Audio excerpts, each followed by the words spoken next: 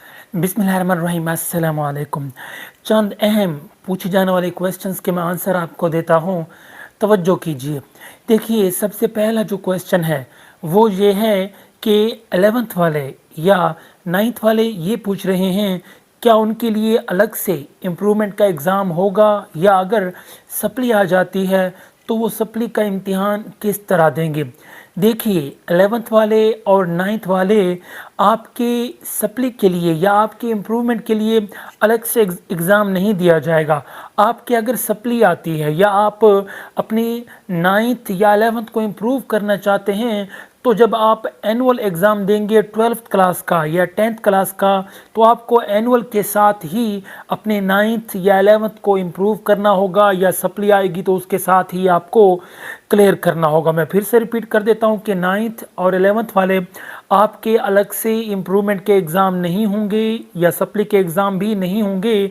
जब आप annual exam देंगे पार्ट सेकंड के, यानी कि 12th या 10th के, तो एनुअल के साथ ही अगर आप इम्प्रूव करना चाहेंगे 9th या 11th को तो कर पाएंगे, और अगर सप्ली आती है वो भी आपने एनुअल के साथ ही उसका एग्ज़ाम देना है, आपको इस तरह क्लियर करना होगी।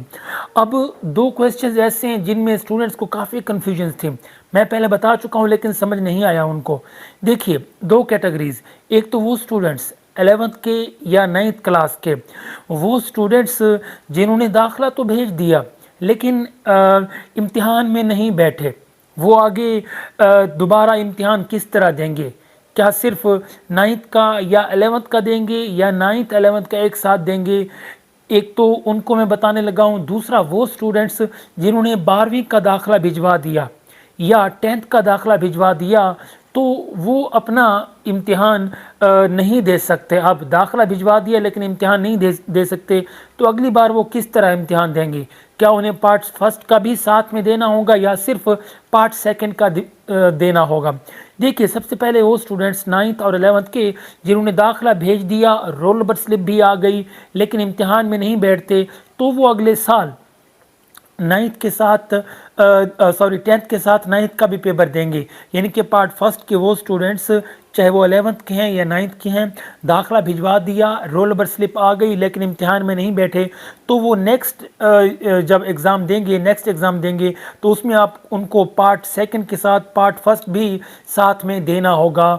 ये 9th और 11th की बात कर रहा हूँ।